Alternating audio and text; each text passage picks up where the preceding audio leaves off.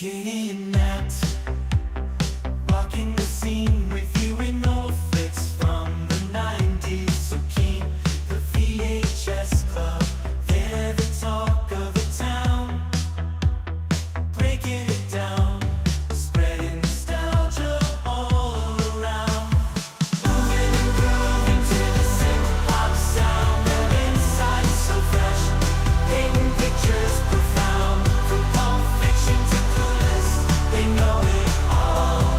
The genuine love for movies stands tall. Unfolding memories on that VHS screen, talking about classics like you've never seen. Katie with her charm, Matt with that wit. Together they make the VHS Club legit.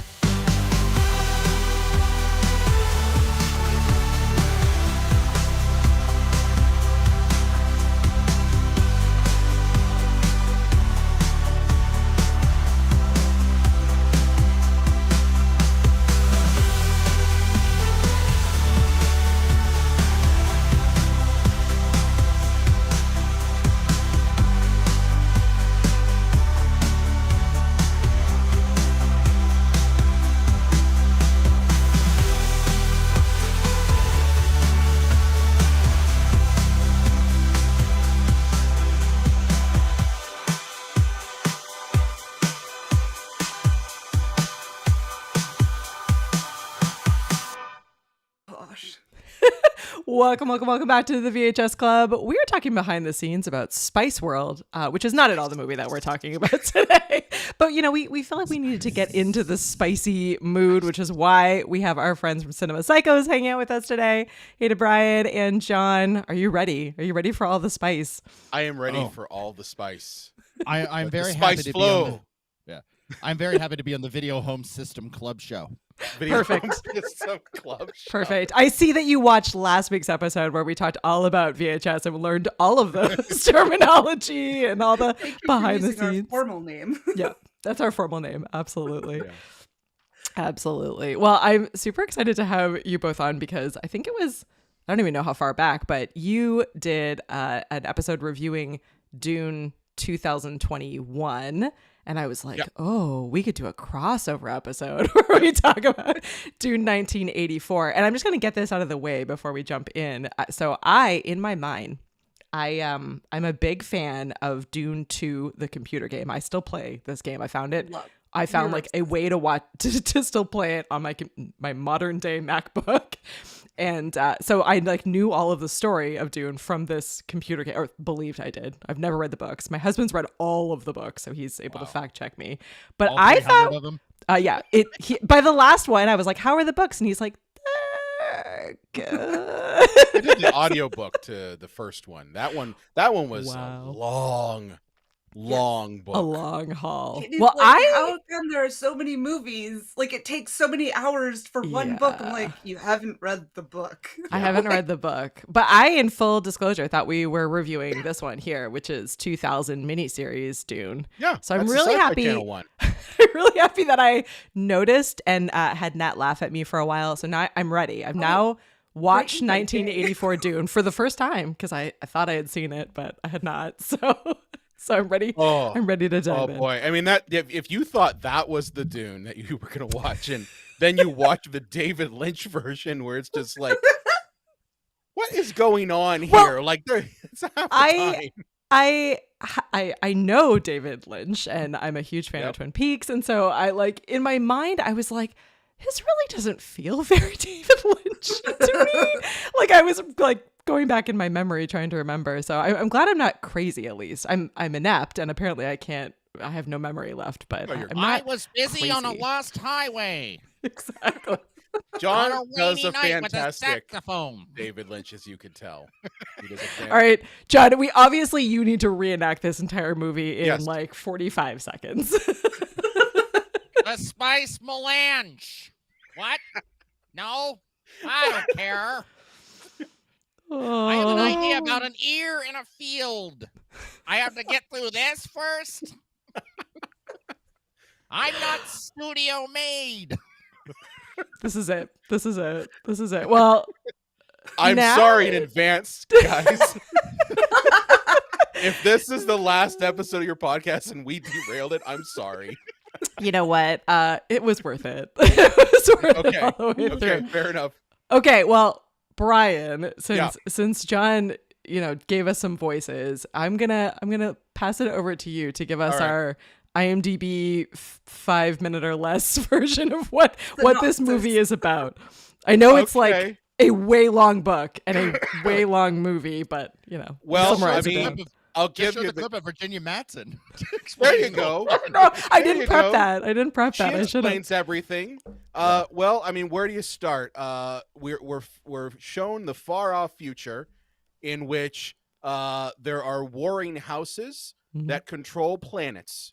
Our focus is on the planet Caladan, run by House Atreides, and their sworn enemy are the Harkonnens.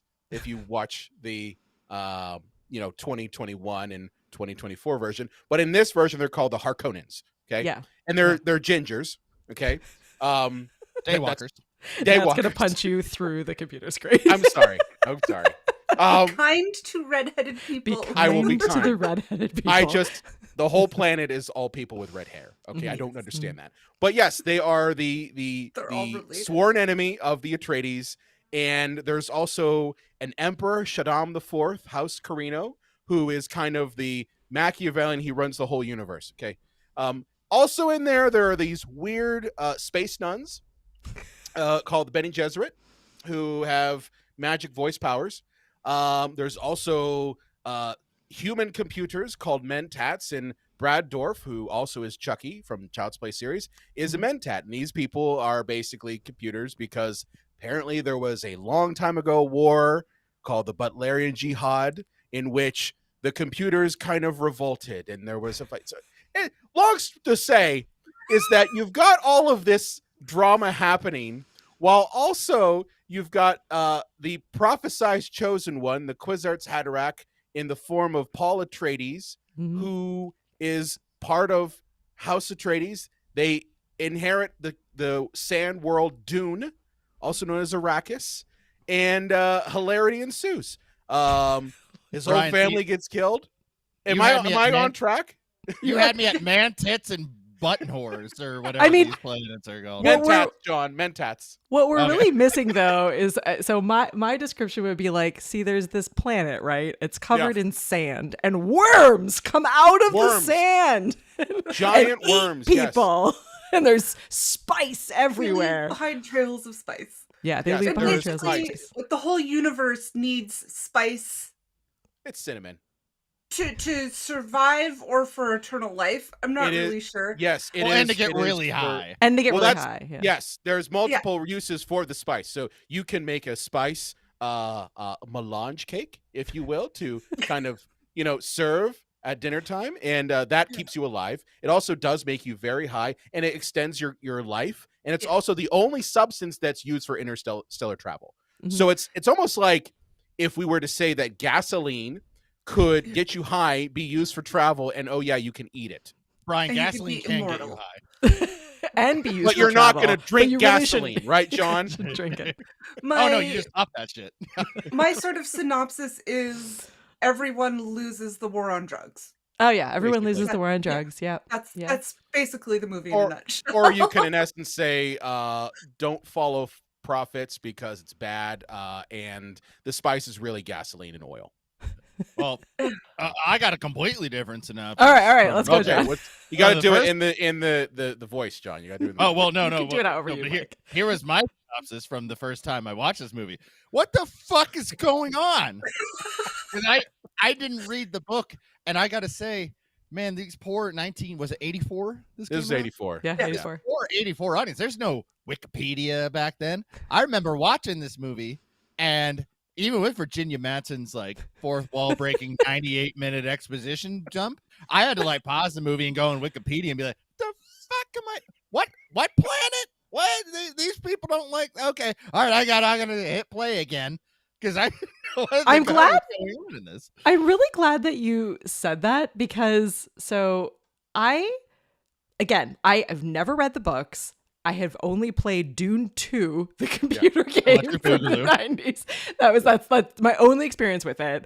And yet, and then I watched the 2000s movie, and then I watched the 2021 and 24 movies, and then today I watched the 1984 movie. And watching like the 84 today, I was like, at no point, like I read some fantasy, and I'm like a fantasy type person, but I didn't find any of this like that hard to follow or to believe. It's crazy. Like I was like, this is crazy. But even like with the new movies, I was just like, yeah, okay. I paused a bunch of times and asked Dane whether or not like it was accurate to the book, but at no point was I like, oh, wait a second, what are these like worms or what's happening here? Like for whatever reason, for some reason, playing the video game was enough information. I was like, oh yeah, there are houses, they're at war, there's sandworms, and like everything else felt totally plausible, which I think is weird. You gotta watch out for the Shai Halud. Yeah. Oh yeah, yeah. It's a decently common sci-fi fantasy plot. You know, Yes. it's like, you know, factions or houses at war fighting over territory, yada yada, chosen one. Like, No, I mean it's the same like Star Wars. It's the same thing. It's very similar. Oh, Brian, don't let Dune heads hear you say that. Basically the same compared movie. to no, that the garbage. details are very different. I'm a Star Wars fan, but I'm just saying you could swap certain things in Dune. Yeah. And it's the same thing. Like, I mean, Well, sorry. But that's Brian, true Star for Wars most. is made- Like Star Wars there's is always a made for chosen one. 10-year-olds. Yeah. You know, this isn't made Yeah. for 10-year-olds. I'd say this is made for 20-year-olds and up. No, I mean, what was funny was before we came on to the podcast and we were recording our own podcast yesterday.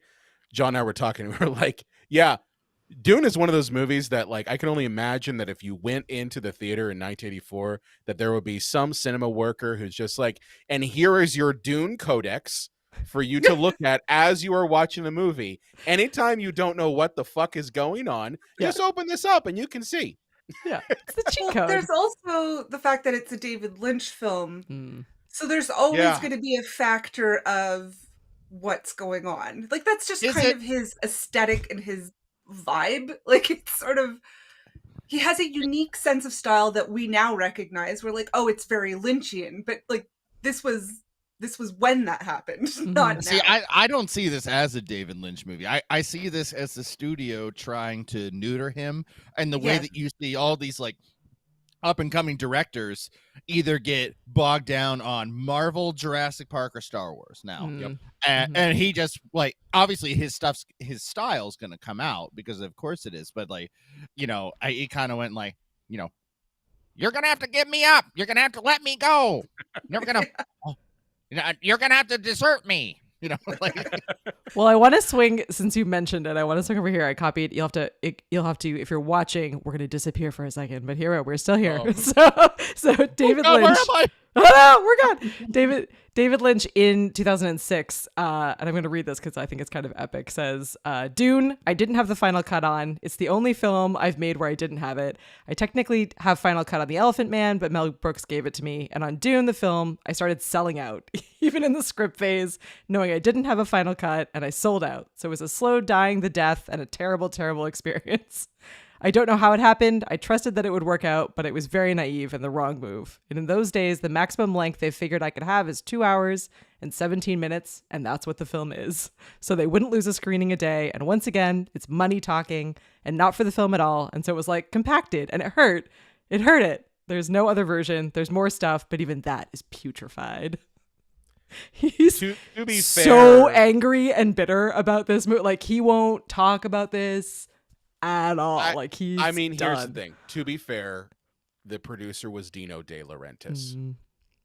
Is anyone really surprised? You're gonna make it a movie, and you're gonna eat a mashed spaghetti, and you're gonna like it.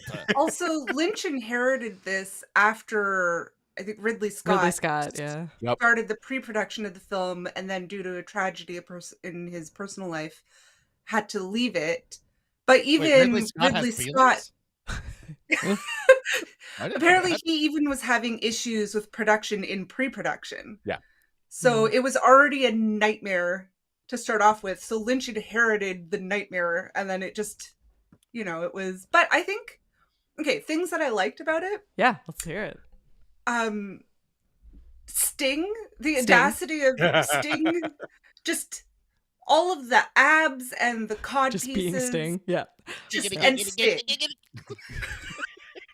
And I actually really liked, and this I think was Lynch that made the decision, was the sort of voiceovers, like the stream of conscious thoughts that Okay. people, because you get that in a book, and in Yeah. a book with this much information, it's important to have somebody's internal monologue, you know, like, so when you're reading it, you're getting people's reactions and internal monologue, and you have a better sense of what's going on. And by having the voiceovers for the internal monologue, I thought it was interesting because you don't see that a lot, but you got to, I find it enriched the viewing experience more because you had more of an idea of what the different cultures and houses and people were thinking, and also how Paul, his reactions were to things and learning different things and experiencing all these like visions and becoming essentially God. So anyways, for me, it helped explain it more as a viewer, and I thought it was interesting, and it's not a style choice or a filming choice that you see often. No. No. I mean, I actually, usually I would hate the inner monologue being said. And I think it only works because this movie is Dune. Like, I don't think you could Yeah. do that in any other movie. Yeah. But like, I was always taught in film school, show, don't tell. Yeah. So like, hearing Kyle MacLachlan's like inner monologue about the hunter seeker and all of that, and you know, the whole spice, you know, all that stuff. Do you smell it? Like it only spice and sandworms is their connection. I mean, it only works because of this movie. This could never work on anyone. But you contrast that with like the newer ones that doesn't have any of that. And I take that more seriously. And I think the thing is, like, having that voiceover makes this as goofy as the whole movie is. And it fits kind of the goofy aesthetic, if you will. It fits the Baron who's covered in pustules, who's dousing himself in black goo at the top of something. Like, We've all been there, mate. I know. We've all been there. We've all lived on a all been planet there. like Gedi Prime where there's no sun and we're covered in pustules and we want to just cover ourselves in black goo. You know, I get it. That Saturday I night. keep going back to, though, is that like David Lynch, and none of us have seen this because he's so angry about how it turned out, but David Lynch made this. a 4-hour Dune. So he showed, not told, all of it, and it was only when they were like, no, you can't, we're gonna, you cannot go longer than 2 hours and 17 minutes, where he was like, oh, okay. So he just cut out tons of story and scenes and could added see that that. and added that voiceover in.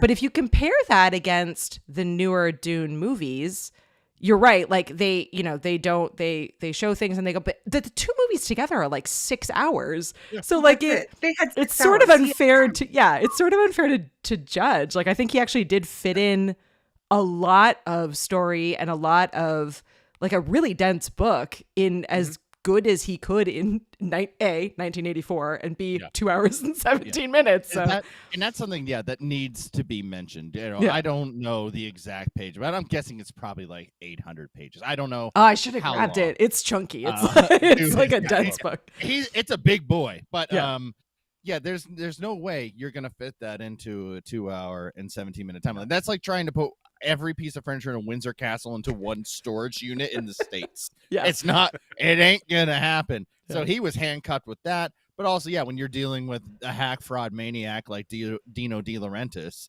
who where was his grandfather during World War II? Oh, never mind. Forget that. We're gonna talk about that. We're gonna talk about that. But with no money and and this book is so dense, he was doomed to fail. There's no way that you're gonna come up with this, and even a 4-hour cut. I just think it's a shame that we didn't live in like the times now where it's like, ooh, well, It would have know, been a the Netflix Harry- show. Yeah. Or or an no, or Amazon- like yeah. how the Harry Potter, like the last Yeah. book, like let's make it 2 movies and we'll make 2 billion instead Yeah. of 1. Yeah.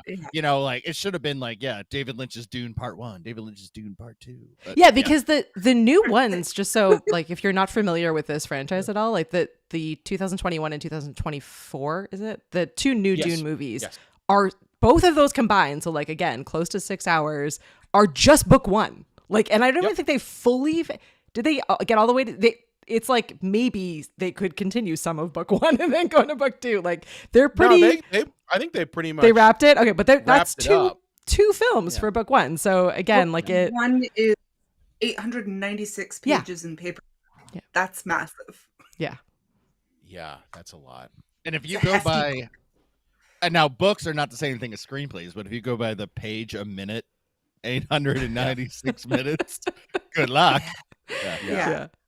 And it's no, it's a very dense world that Yeah. you built, right? So it's a lot of information to try and cut down into a movie. Mhm. Like I always feel like things like this are better off as like a mini series Yeah. or Yeah. a television series. But I mean, it's not something that they would have The done. miniseries. It's like the one I thought we were watching. Well, did you all know about how when this movie was ultimately broadcast to television that Lynch wanted his name off of the movie because So when we're they sorry, put it David. out, I don't think it's that they got bad. rid of Virginia Madsen's like intro thing. Yeah. And because they wanted to make it easy for people to understand, they made this very bizarre animated, like not even animated, it was like they had painted images of Mhm. all of the background stuff. So like you've got this voiceover that's going for 10 minutes trying to lay out all of the players. And it's like, I Hi, don't think kids! it's as complicated. Yeah. Let me tell you about spies. Yeah. Wait, John, were you there? I feel Were you there? Were you Look alive at in this 1985? strapping lad 'Cause with that's the what it came out. beautiful hair. Let's go. Yeah. He's God. Oh. Oh, that's another thing that I loved in this movie. So they're living in the desert. They're Yes. living in dirt, and his beautiful coif the whole movie. Oh yeah, everyone Like- has beautiful hair in this. Yeah, phenomenal. Yeah. But Well, this Paul's is like the Hunger coif- Games, though. Yeah. You don't want to see people hungry. You want like good-looking young people. Yeah, in the everybody movie. was very pretty in this movie except for the pustule guy. That was questionable. The Baron. Hey, Yeah. hey, I finished him with my new popcorn bucket. So, you know, Oh, you can judge all you want. there you go. I was But eating I at one point produced in the the movie and spice. was like, I'm gonna You're like, set that oh, down. what was it when the Baron shows up? You're just like, you know what? I've lost the will to eat. Right It was. now. I think it was closer to the end, but I was like, I'm good. I'll Well, just that's put when this down. That's when I made the spice, honestly. That's why I made the spice. Well, I wanted Josh, who's hanging out with us in the live studio audience, was mentioned Sir Patrick Stewart, and I read Patrick Stewart's autobiography recently, and one of my favorite parts in it is him talking about this movie because he was hired for this movie purely by accident. So Lynch thought he was someone completely different, and so when he showed up on set, Lynch was just like, oh, who are you? And they just kept him in this movie. And then to make it even more ridiculous and embarrassing, he went up, Patrick Stewart, and introduced himself to Sting, who is like famous and was famous at the time, and asked him what he did, like, you know, like was asking questions about his life and whatever. And Sting was like, oh, I'm in Like, who are you? who are you? Right. So, and Sting was Kind like, of in a oh, band. I'm kind of in a band. And Patrick Stewart was like, oh, that's awesome. Like, what's the name of the band? And Sting was like, Police. And Patrick Stewart, like, for years thought that Sting was in a police band, like a like instrumental Oh, band my of God. police officers. And admitted that in his autobiography, which I think is absolutely fantastic. I was like, this is so, yep. Stop. It's All just, astute. yeah. I love Patrick Stewart in this. At that I point, really Patrick do. Stewart was like he was a Shakespearean theater actor, like working in like literally theaters in the middle of But here's the thing: Rural he has England. some of the best lines in the Oh, yeah. movie. Oh, The yeah. moods are for cattle and love play. I mean, come on. And he carries around a little dog. He does. He carries around the cutest little dog. Even in battle, he's carrying around the dog. Like, so I know that this makes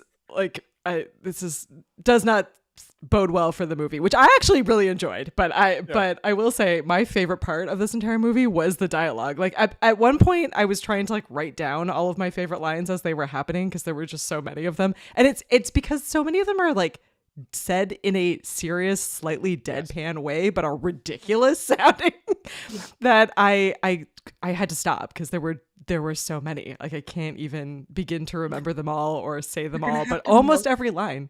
Yeah. You have to milk the cat. Yeah, you have to milk the cat. Yes. That was fantastic. Why was there a rat? Why was attached to there a the rat cat? attached to the cat? And I why don't not know. mention the rat? No. They just kept That talking rat about is the my cat. manager. Yeah, that's the manager. That's the cat's manager. That's the cat's manager. Talent agent. Listen, technology on Giddy Prime has only expanded to include the morphing of biological and technological. So yes, it makes sense that you would have a rat and a cat tied together, and that if you milk the cat, that somehow you will get antidote to the poison. Yeah, that was You know? also my. I was like, wow. So cats are No. like real special. They are very special on Giddy Prime. Wait, they're And anecdotes? they What have I do been milking love cats all the Zen. time for? Yeah, we've been milking cats wrong, or not at all. Why? We should be Doing it, milking them. Yeah. Oh that my the cure-all? gosh. Is that the cure-all? So this movie got a lot of flack in like every article that I read for not being accurate to the book.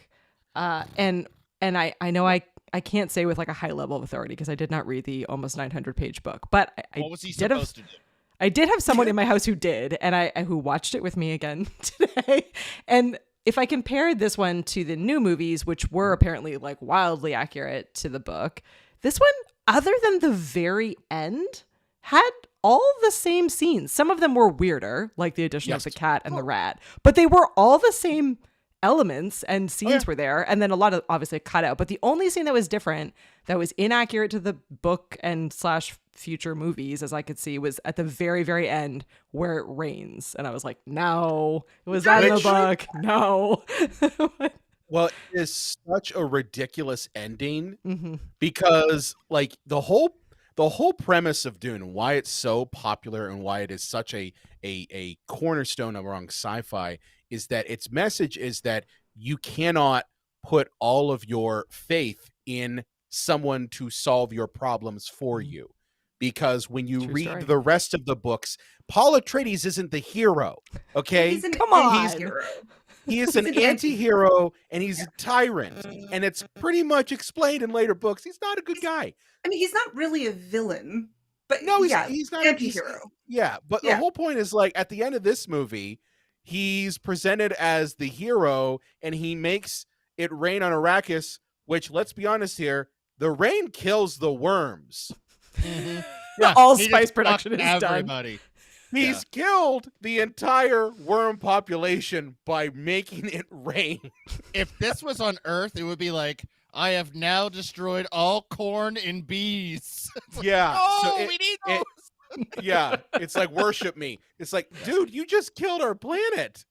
But I Yeah. mean, it's the only thing I can say is like this was 1984. Mhm. They did not trust their audience to be smart enough Yeah. to see the different layers that maybe this hero guy really isn't the hero, and that it's just a stupid idea to make it rain on Arrakis when anyone who's read the book who's going to see the movie is going to sit in the theater and go like, what the fuck is this? You just killed all the worms.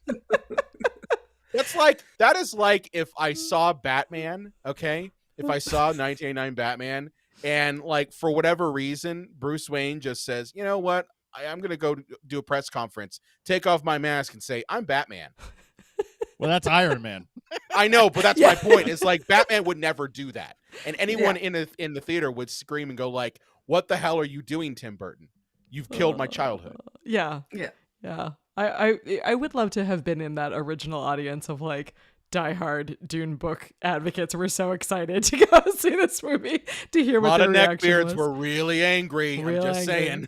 Real angry. As have a quote from Frank Herbert, the author, where he says Yeah. that he enjoyed the film, even the cut, as he saw it. But what reached the screen is a visual feast that begins as Dune begins, and you hear my dialogue all through it. He's got his quibbles about the film. Paul was a man playing God, not a god who could make it rain. Damn right. Which I just thought was fantastic. He was like, almost, but no. Got close. Close. Yeah, I think for the sake of having an ending of the film, it was decided, like, we're gonna make Paul the prophecy realized. Like, we're gonna make him this god that's gonna save everybody. And they don't at all imply that the rain actually kills the worms. It's like, it's a show of his awesome power, and that, you know, you think maybe, like, if there's rain, maybe they can grow other stuff and not everybody will have to rely on spice and whatever. It didn't work if you read the book. It also because worked he ends if you up haven't. killing like half the universe in the next book. So like, you know, there is that. Yeah. Everybody is really dehydrated. You know, I think the rain is probably more important than spice. Like, you know, they say the average lifespan of like a pirate, like, you know, of like yo ho kind of pirates. Scurvy. Yeah. What other like- kind are there, John? Well, there's Somalian pirates. I'm not Okay, making a okay, Like a political Jack reference Sparrow pirate. That's Yeah, what So we're Jack talking Jack about. Sparrow pirate. Yes. Oh, Was not like- like the was like 32 years old, and then they would die of like a brain fever from dehydration. So Yikes. like nobody on these planets lives very long because there's no goddamn water anywhere. No, but they all Yeah. got blue eyeballs though. They do. They have cool blue eyeballs. I do like the blue eyes. I like the effects. So for the time, this movie is 1984. Yeah. The special effects were pretty cool. And like even as a kid watching this, I thought the special effects for the time were very good for this film. Yeah. David Lynch turned down working on Return of the Jedi to do this movie. He must I am have been so like upset. beside himself. Like, can I you am imagine so looking upset back? that he didn't make Return of the Jedi. I want a universe where I see that. I want Oh an my Ewok God. in a red room. Just Luke is just like, yeah. It's like, I don't even speak your language in the first place, let alone it be reversed. Well, it would be like Luke Skywalker. For some reason, he just decides to fly around in his X-wing, listening to Roy Orbison. Mm-hmm. No one knows why, Yeah, just but it's 'cause. there. Yeah. That's Yeah. the movie we Next, I didn't want- get, John. I want Han Solo to have a sax solo. Han Solo sax solo. Yep. Oh, geez. It's like, what is the jazz music in this world? Jizz? What? Does George Lucas know what that means? That Okay, is It so would have actually been a wonderful putting that it is out in the music universe. Star Wars. It's We need jizz. somebody to take AI and do a Oh, yeah. David Lynch Return of Oh the my Jedi. God, that'd be Yeah. so Please. good. Putting it out in Yeah. the universe. Please Somebody put it bring out us in the this. universe. I'm just gonna say, Katie, if you're making a social clip for this, you might want to do that afterwards. I'll What work on that. would Brush up my David skills. Lynch is Star Wars Return of the Jedi look like? That would be Oh, geez. I kind of think he did the ending to talk about the ending for another second. I sort of think it was in many ways a result of just being pissed off. Like he was just like, oh well, I'm clearly not going to get a sequel or any movies past this, so we're just gonna burn it to the ground. Like now we're just gonna end. If I was him, I would have been epic. So the credits at the end is like a wave in the background with like the actors' faces, and it would have been awesome if there were just like dead sandworms floating in the water. They Or could it have would really just be owned my that. hopes and Flopping dreams. around. Like you'd see one of the frames, it would just be my hopes and dreams. Yeah. And He it's just definitely it's ended just a it. bunch of tires that are lit on fire to make the black smoke through the desert. That's what it is. Yeah. He did not want to do another. He was like, all done. No. We're all done. It was like Yeah, he done. made sure it wasn't possible. He's like, Oh. can't change it now. No. But I mean, the one thing about the visual effects of this movie at the time of its release caught a lot of flack Really? because the visual effects because everyone was comparing this movie to Star Wars. Mm. Like that's the problem, is that they were looking at it and they were like, you're telling me you can't make the visual effects look like Star Wars? And I don't have a problem with it. I just think that it fits the vibe of the movie. Yeah. You know, It does. having the giant sandworms the way they are, having even the spacing guild, which, like they're like creatures, like the master spacing guild person who's in that little fish tank who has like a brain and like an eye and some sort of amorphous mouth thing. Like, it fits the weirdness. Yeah. Like, I don't think it would work if you had good special effects in this. I really don't. Right. Well, No. and it's a shame that science fiction, like at the time, had to be compared to Star Wars because Star Wars isn't science fiction. Mm. It's a fantasy movie in space. fantasy. It's King Arthur in space. It's Star Trek. That's Quick science spaghetti fiction. western in space. Yeah. Yeah.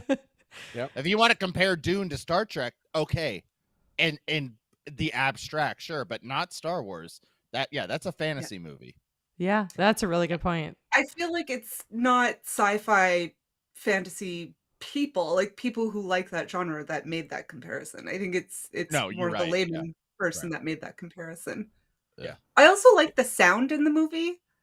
Yeah. Like he really, it yeah. was very, like it was very present the whole movie, and I find that really sucks you into like, this is a different world. Yeah, Mhm. music Well, is in David- this. It's really good.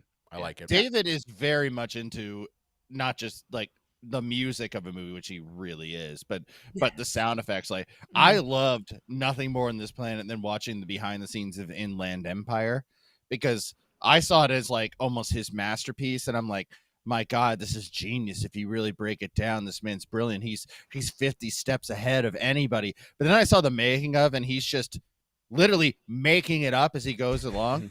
And there's one point where he finds an old-fashioned record player, like one of those ones from like the 20s that has the big boom horn, and you had to crank it. Yeah, gramophone. Yeah. Yeah. And he just halts production for like an hour to like have his audio guy stick the microphone down the actual horn while he just plays like dead air. And I'm like, the actors are probably just like, well, I guess this is working with David.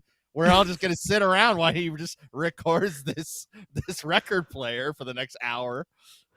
Oh, But it's there's- No actually idea what to do with phenomenal. it. Just- Yeah, it is genius. I think he just never realized, like, I mean, it seems that you don't necessarily realize that you're doing something that's brilliant while you're doing it. You're just like, ugh, fingers crossed. yeah. I don't know. I enjoyed every moment. I was reading through all of the different facts for this movie, and one of my favorites, and I'm not gonna remember which costumes it is, but one of you I assume probably knows, but one of the costumes were actually body bags that they had found. Yeah. And they yeah, didn't tell the cast until afterwards that they were like used body bags that they had. Hang on there, Nat. Are you okay? We're gonna make Nat do a Spacing spacing. Guild Associate costumes. producers, Yeah, Almost did a Spacing spit Guild take. costumes. Jesus. We use body bags. Yeah. Now which I go thought was tell them they're glorious. used. See, Yeah. I thought you were gonna say the Batman '89 costume was used in this movie. Well, no, was it? the costume designer was the same person. Oh, okay. So the But costume the designer, model, like Bob that they Ringwood used, did it. was the beginning of the Batman It- '89. It was the Yeah. so the Fremen still suits, those were served as the kind of basis for that Batman '89 costume, Oh, cool. because Bob Ringwood was the costume designer on it and hired by Tim Burton, and eventually just was like, well, we can use kind of this as kind of an idea to start with. But I actually like the still suits more in this version Yeah, same. than the new one. And I Yeah. don't know what it is, because I know that like the new one, it looks more quote unquote authentic for this movie, but Yeah. I like the look of this. I mean, it's a Bob Ringwood. I mean, it's the same guy who did It's that- Batman. Oh, it's that hot gimp rubber, baby. You know. I mean, it is. There's a lot of gimp rubber in this. I find I completely agree with you. I find when I was watching the newer one, there's a couple of things that I vastly preferred in this one. One was definitely the costuming. I liked it a lot more. And again, I know like they should have the thing in their nose and whatever else, but I'm like, I don't need to see it. I'll They take have you it at your word. sometimes. They have it Sometimes sometimes. they put it in. That's fine. Yeah. And then the other was that I feel like in the new movies, which again is more authentic and probably more visually beautiful, but it's so like sand colored. The mass majority of the movie is so like beige and white and like monotone that after a while I'm like, it's kind of hard to watch. Like you're like 2.5 hours in, you're like, it's really bright. Like I don't know. I feel like this one had so much kind of weird and quirky like costuming and back and forth because it was faster paced because it was so shorter. It was so much There's a lot shorter of than texture and textiles. yeah. And stuff too. I don't know. It could just be me. Maybe I'm just hitting I that call age where I call that the traffic Mexico scene virus. If anybody's aware of that movie, what's that? Michael Mann, right? Yes. yes, Yeah. He decided that he was going to put all of like the United States shots in blue and all the Mexico scenes in this dingy Yeah, I don't care for it. green, tan, yellow, orange, and every movie that ever has to do with like Mexico or the Middle East now uses that, or desert, Yeah. Middle East desert uses that same color grading. But, it started there, and we've all lived with it ever since. I It's don't know also if it's kind of- that bad. I don't know if it's that bad. I mean, the new one, I love the cinematography. The new one, Dune Part 2, was the first movie in a long time that I saw, and then immediately after seeing it was like, I need to walk right back into the theater and see it again. Like that's the effect that movie had on me. I love the cinematography. I get what you're saying though. I love about it. I think it's beautifully the made. coloring of it. I just had But, for whatever reason, I had a hard time with the coloring of it. Like it's very I felt stark. fatigued like by the end of the well, movie. I mean, you're right on one thing. It is very stark, and like I think the difference between the original, the 1984 one, is that yes, you had like that sand color, but it was very saturated, right? Yeah. Like everything was saturated, even when it didn't make sense that it was saturated. But in this one, true. it's kind of it's that same color, it's that same color palette, but we've just made it really desaturated. Just kind of like, Yeah. when they had Man of Steel, they were like, well, we can't have a bright and colorful and saturated Superman. Let's make it like the Dark Knight, just desaturate everything. So Yeah. I think that's part of what you're seeing there is that modern cinema look to it. Well, the original film probably Dino was like, no, we need to make it to the bright, like when the sun come up and hit the Belvedere in the Rome, And this is all I while hate he's you burning so tires much. in the desert. Yeah, while he's burning tires in the desert. It took If like I- wasn't your the production of ravioli this tastes movie like shit. Sorry. wasn't the production of this movie like it was a huge amount of time to get it was like years, right? To get it up and running. Yeah. No, it was one. You had this was a movie that people did not think could ever be filmed. Like this was one of those where they're just like, you can't make this movie. It's not possible because They weren't like what we entirely had talked wrong. about. Well, no, they were entirely wrong. But like, keep in mind, like we already talked earlier about, like you couldn't fit all of the nuance of that book Yeah. into one movie Into 2 hours. in yeah. 1984. Yeah. You had also, I believe his name was Alexander Jodorowsky. He also wanted to make Dune, and he was a filmmaker like from the 60s and 70s who made like, I think he made El Topo and a couple other films that were like more like B movies. But he also He had rapes this. people on film. Yeah. What was that? Where he rapes people on film. There is that Ooh. too. Yeah, nasty. But what Brian was saying before I just completely You derailed me, Derailed. John. What the hell? that was a huge dick move. I'm sorry. It's all right. I gotta call myself out on that one. That was a dick move. But I just don't like this guy. But there is a very good documentary called his name Jodorowsky's Dune.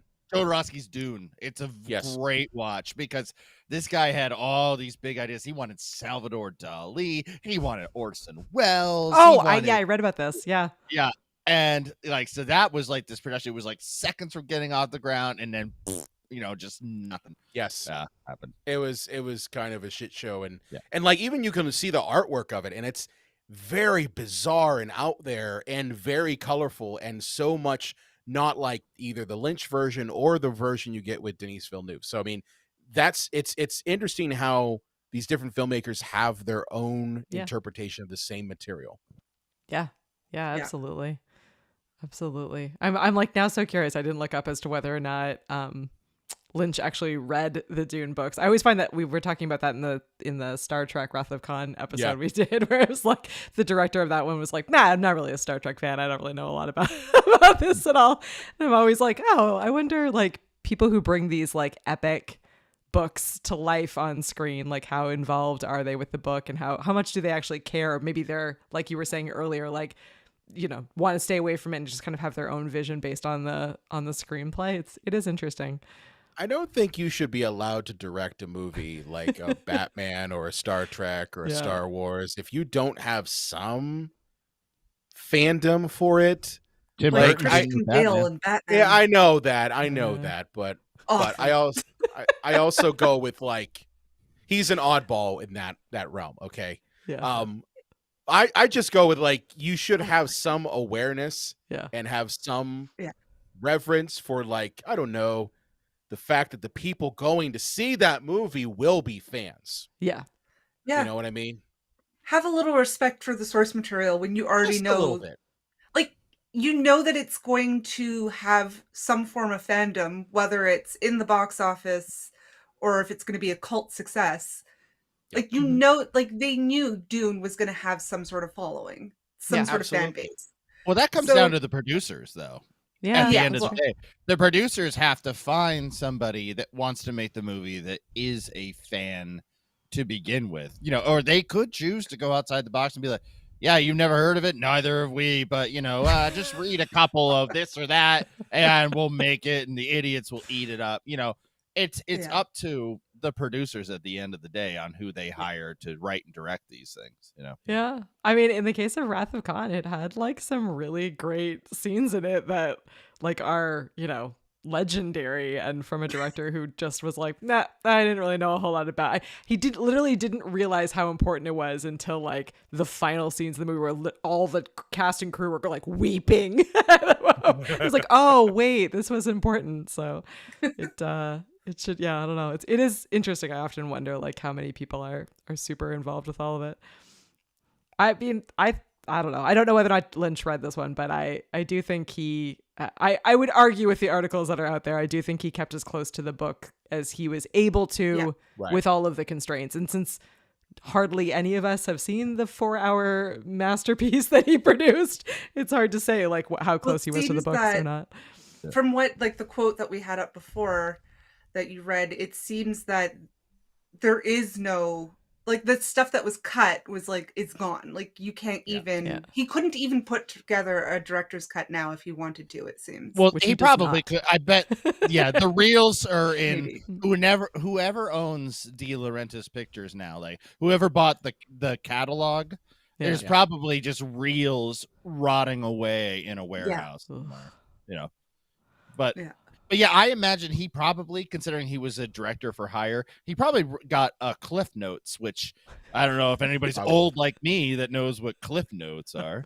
Oh, we do. You mean like the book, the little book thing you would Like get the- that had like the clip? Yeah, it had all the bullet points. Yeah. Yeah. The For cheating. Wikipedia of books back Yeah, before there was exactly. Like there Wikipedia. used to be a physical. Yeah, the physical Google it. Wikipedia of books. Wait a minute, you have to use your hands? Yeah, Like read? you have to read the book. Yeah. Correct. Oh, yeah. Well, what we didn't talk about favorite characters. Does anyone have a Oh, favorite oh. character? Yeah, I do. All right, go ahead, Brian. Who's your favorite character? The Baron. Nice. I love the Baron. Nice And that choice. was the one thing that I give this movie more credit for versus Denise Villeneuve's. Like, the Baron is having such a good time. He's having a ball. He Yeah. is having so much fun. He is disgusting as all hell, and he is gross and vile and just horrible. And I absolutely am there for it. I love it. He is just so happy that he is killing Atreides and Fremen alike. And you know what? He gets killed in the worst way possible by a little kid who stabs him with a pointy finger, Yeah. and then throws him into a sandworm. She is my you know- favorite out of I was Oh, just yeah. gonna say, I'm like, she's oh, not was in the- Aaliyah? She's my favorite. She's not in the Wait new for my ones. brother, Baron. Yeah, she's She- so good. Totally unhinged, which I'm assuming there was a voiceover because that was not a kid's voice. No, that was So- not. It was somebody else. And so this kid had to basically lip sync her whole part. Yes. It was amazing. So unhinged. Yeah, she's fantastic. Well, My Doc says brother worm is number coming 2. with many Fremen warriors. She's so great. I love her. I love her. I love her I little also outfit. just like Sting with Yeah. the way, like the audacity of Sting in Just this Sting movie. being Sting, not even aside from the character. Oh. Just Yeah. Like Just him the coming way out he from the steam with the flared weird purple codpiece. he thing was on. supposed to be nude. I was totally fine with it, and then for whatever reason, last minute they were like, "Well, we should probably have something." He probably didn't have a big of a dick that he thought as a rock star he should. I mean, it's probably normal. It's probably like 6 inches, but he's like, no, my fans think it's 11 inches. I gotta keep up the facade. Get me Like the a weirdest cucumber? possible outfit to wear.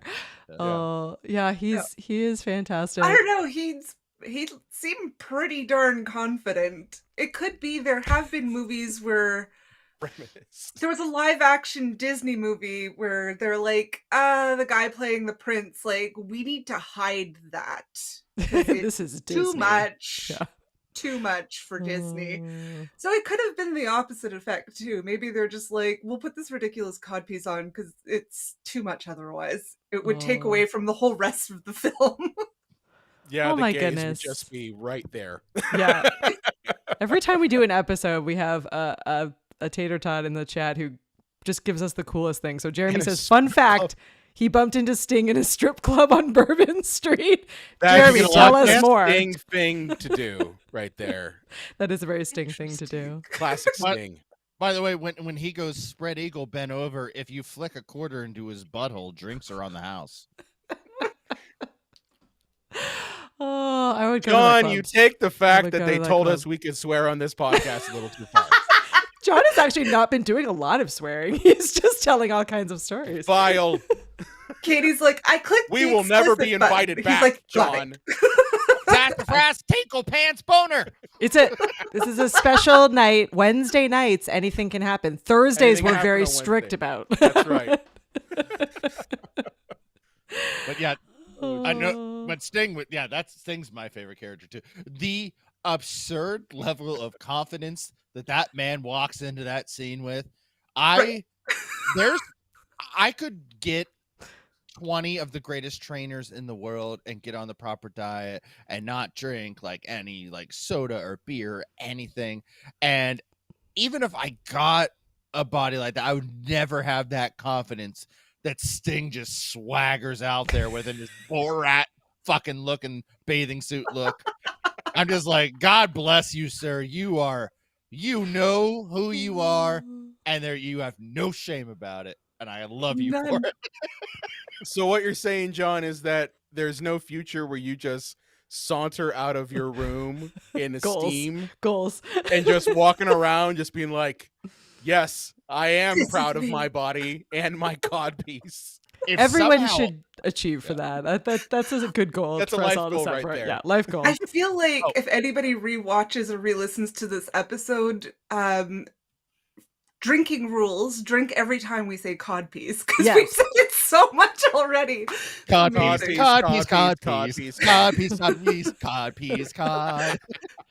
Oh, like, I don't think I've said the word codpiece this much Well, ever. you all haven't done Batman and Robin yet, have you? We have not. No. Well, there's codpiece there again too. Yes. Okay. All right. We'll have to add that one to our list. But we're about to enter spooky Different season, costume. so Yep. it'll have to wait to the other side. There you go. All right. Well, we're almost at the hour. Final thoughts before we go over to how many potatoes we rated this? I mean, I'll go first. My final thoughts are: I love this ridiculous movie. Okay, I think I mentioned this before the show, but John and I recently saw Megalopolis. Megalopolis. Okay, Same thing.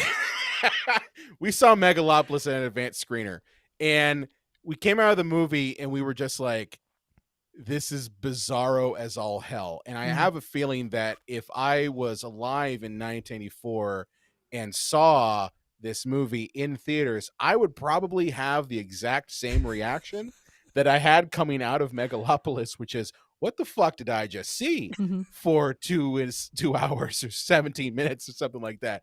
But I honestly can tell you, I am here for this ridiculousness in this movie.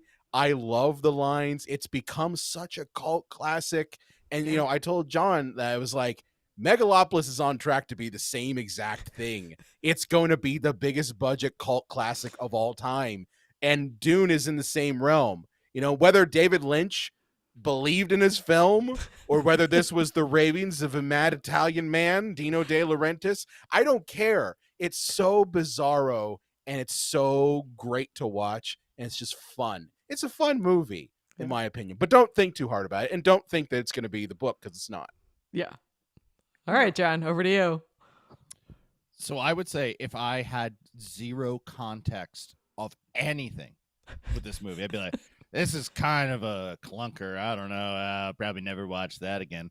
But when you take into consideration that you have a nearly 900-page, arguably a Nebula winner, one of the greatest science fiction stories ever told, with so much complexity, given to a man who this isn't his wheelhouse to begin with no money, no time, and has to keep it under 2 hours, working under a megalomaniacal maniac named Dilo De Laurentiis, and it's still watchable. I think that speaks volumes. Like, in that sense, this is a masterpiece. Like, I don't know how he put together anything resembling a quote-unquote decent movie, but I think that just speaks to who David Lynch is. You're on the man. Suck it. 2 tears in a bucket. You know. Oh, Nat, are you there? Are you frozen? It looks like you're frozen. Oh, God. frozen. I will. She was frozen in the worst picture, by the way. I know. We're back Oh, here she into is. the We're VHS good. abyss. We're back in the VHS abyss. Nat, are you back? We It have looks guest like number 1. A clue guess. Like, I think it was Aw. Mrs. White. Oh, no. Oh no!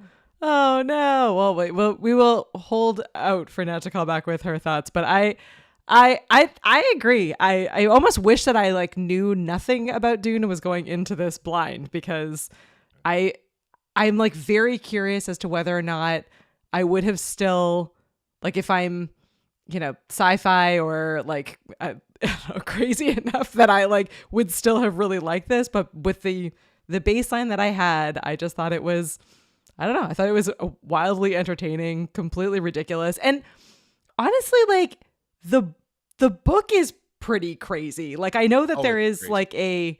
an underlying message. And I know that these days we always try to think too much and kind of get too artistic with things. And so I sort of love that we have all these different versions of Dune to sort of explore, because this is very much this is a crazy story, and we're going to go all in and give you everything that you could possibly imagine in this story, compared to what we get now, which is just this absolutely beautiful visual masterpiece that sort of dives into all the nuance within the book. And I think both can exist and both be, I don't know, likable and great. They absolutely can both exist. And I think it's a thing where you can have both, and both have merit, I don't think that Denis Villeneuve's Dune takes away from Lynch, and I don't think Lynch's takes away from that. I mean, I just think it's kind of do you want your goofy one, or do you want something more serious? That's why there's a bunch of Batman movies. Yeah. I personally don't get the whole allure of people now liking Batman Forever, because I like my Tim Burton and Batman Returns and that sort of thing. That's me. But there are people out there who've grown up with Batman Forever, and they love it, and that's their thing. So I think you can have both.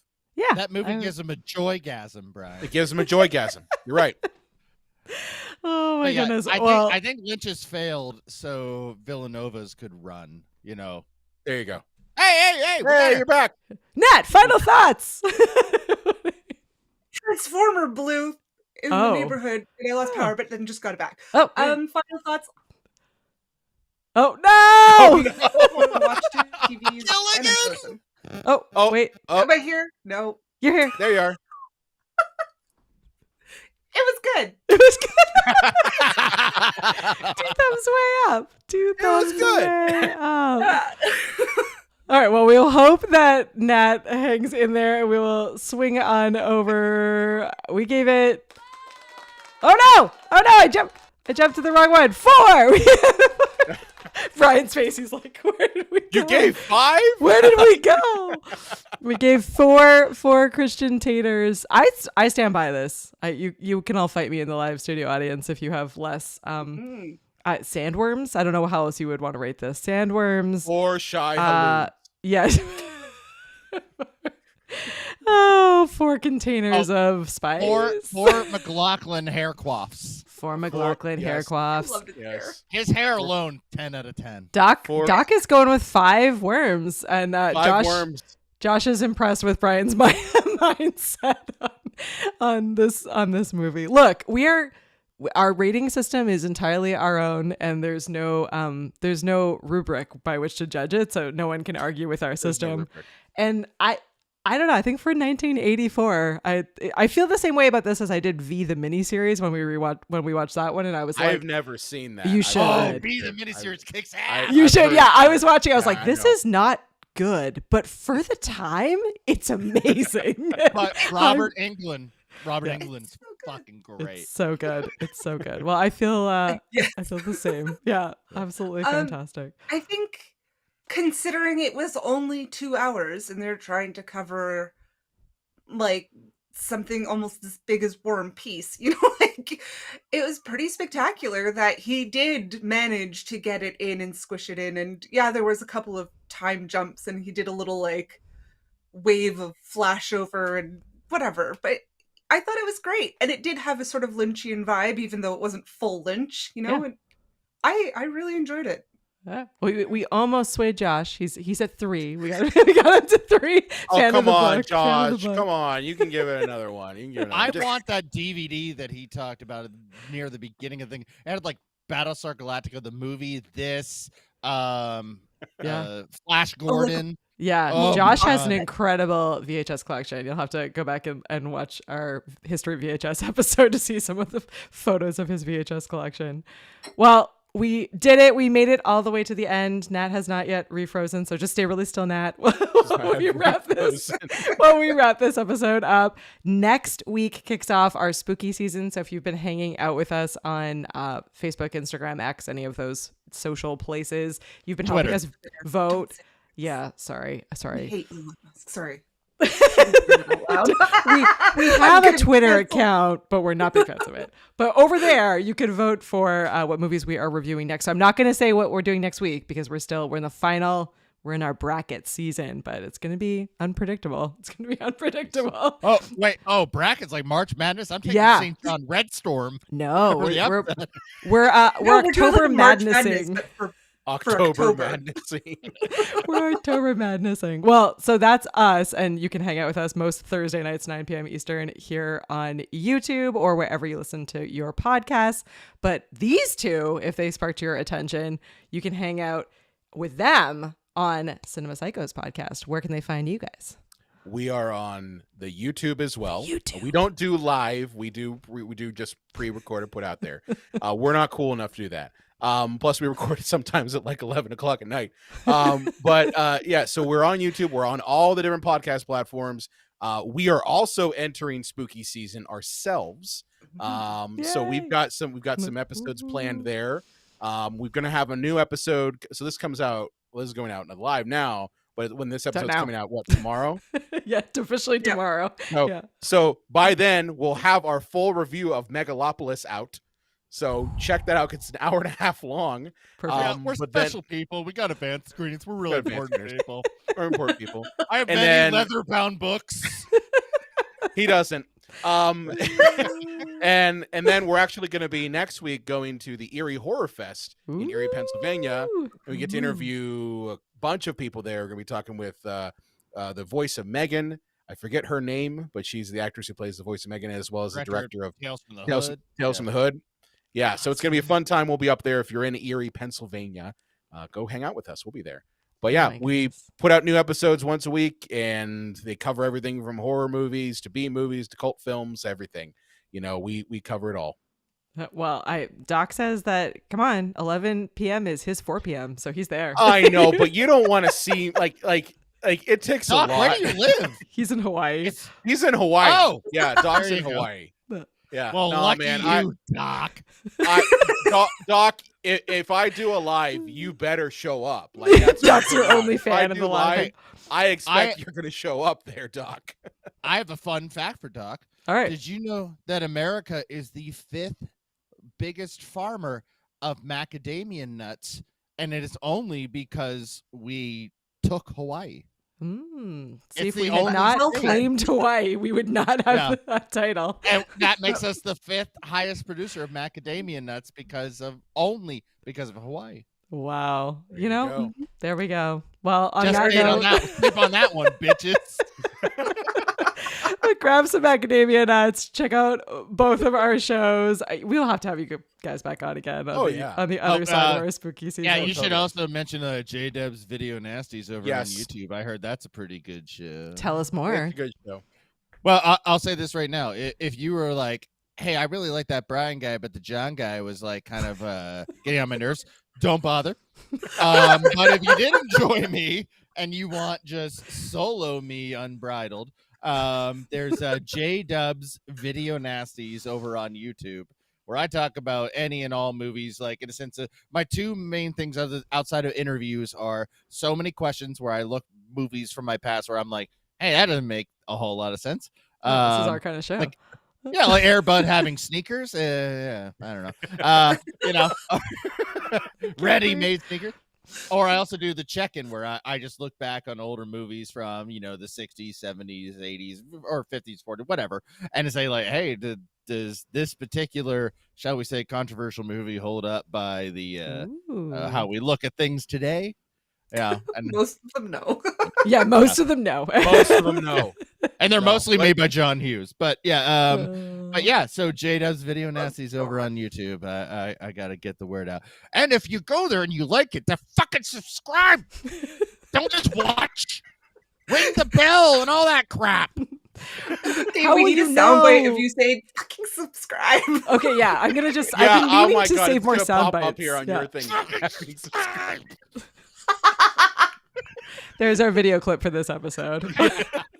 Well, you did it. You made it to the end of this episode. Thank you so much for hanging out. If you were here in the live studio audience, huge shout out to all of you. If you're like, what the hell is a live studio audience? It's because we record this live on YouTube most Thursday nights at 9 p.m. Otherwise, you can catch it at thevhsclubpod.com.